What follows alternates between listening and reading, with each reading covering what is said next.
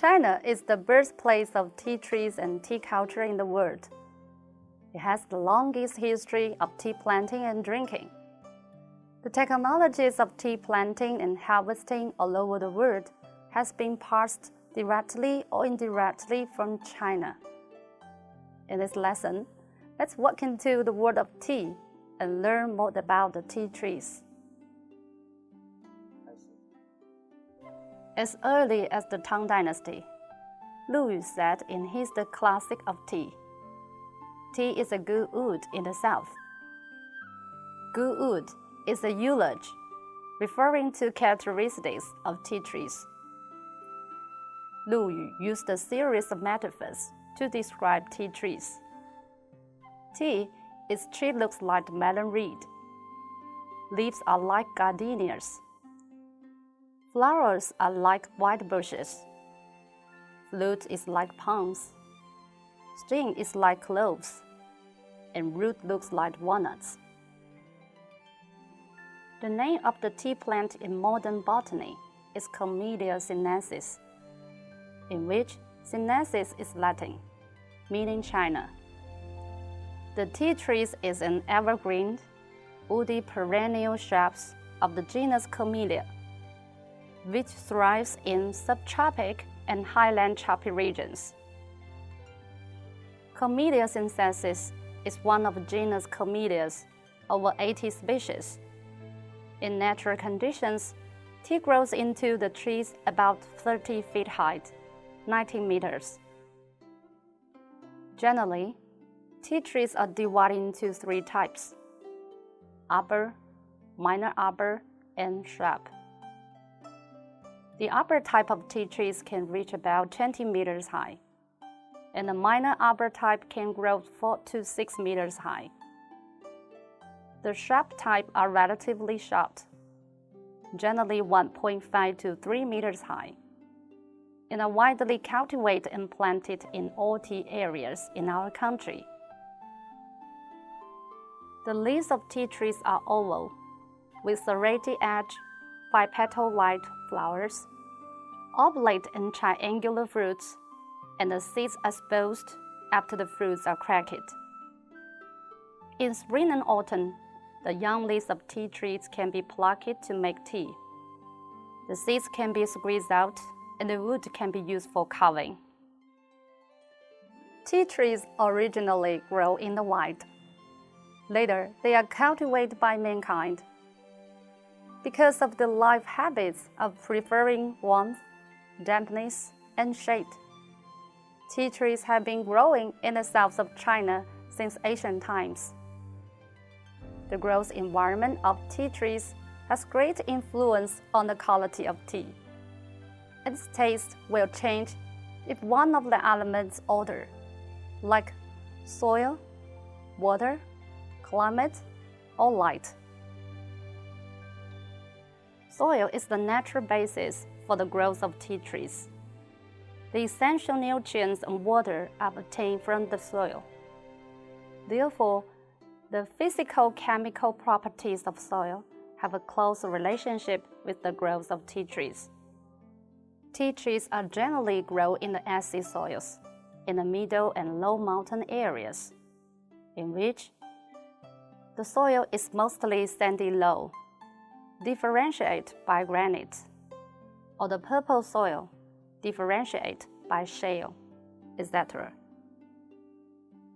The requirements of tea growth are warm climate, abundant rainfalls, more fog, and less sunshine. Temperature determines the activity of tea enzymes, which in turn affects the conversion and accumulation of tea nutrients. Under different temperature conditions of raw materials, the quality of tea is not the same as the content of nutrients. In addition, when tea tree is in a condition of sufficient water, the formation of carbohydrates, photosynthesis, will be difficult to condense. The formation of cellulose is not easy. As a result, that the fresh tea leaves could remain fresh for a long period without being rough or old. Meanwhile, The abundant rainfalls could promote tea in the nitrogen metabolism, so that made the nitrogen content and the amino acids in the fresh leaves increased. All the above are beneficial to maintain the tenderness and improve the taste of tea. Throughout the ages, no matter the traditional tribute tea or the newly creative contemporary tea, high-quality tea are mostly from high mountains. There are many famous tea simply named after the high mountains clouds, such as Jiangxi Lushan Mountain Cloud and Mist, Hunan Nanyue Mountain Cloud and Mist. Mountain tea has verdant color, more fuzzies, long internals, and good tenderness. The tea processed by this often has a special flavor and aroma. It also has heavy fragrance and a strong taste, resistance to brew, stout and tight strips, and poke revealed. While the plate tea shoots are short, the bottom of leaves is hard and thin, leaves are flat and yellow, back of light green. Tea processed by this has lighter fragrance and taste, skinny and thin shape. Of course, if we can create ecological environment suitable for tea growing, it will be possible to produce high-quality tea in plate tea gardens. Although tea trees need a certain amount of light to carry out photosynthesis and produce organic substances, it is better to use weak light, especially diffuse light. Tea grows up in a diffuse light and gives an influence on the biochemical changes of organism, particularly in nitrogen compounds, which benefit the improvement of the quality of tea. Generally speaking, the quality of tea leaves is the best in a tea garden shaded by trees on the sunny slopes. Tea picking normally takes place in spring, summer, and autumn, and the leaves picked in each season are accordingly called spring tea, summer tea, and autumn tea, which are different in their shape and quality.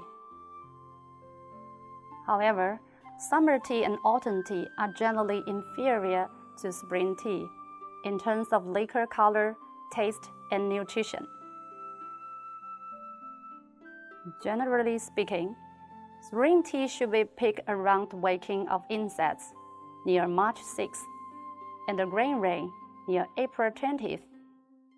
If earlier, leaves haven't matured, while if later, they are old and have steam, neither is good. Spring tea picked from waking of insects till pure brightness, April 5th, are what we call pre-brightness tea or first tea. They take on a light verdant color and taste pure, with a little acerbity. 2 weeks after pure brightness is grain rain, when fine rain descends in South China and brings nutrition to all kinds of crops. That is the second high time for picking spring tea. Leaves picked after pure brightness and before grain rain are called pre-rain tea, and those picked at that time are called after-rain tea. Today, we have learned about the morphological characteristics and the growth environment of tea trees, as well as the tea picking. After class, please go to the tea garden and take a look at the tea trees carefully. Write down your findings in our discussion area.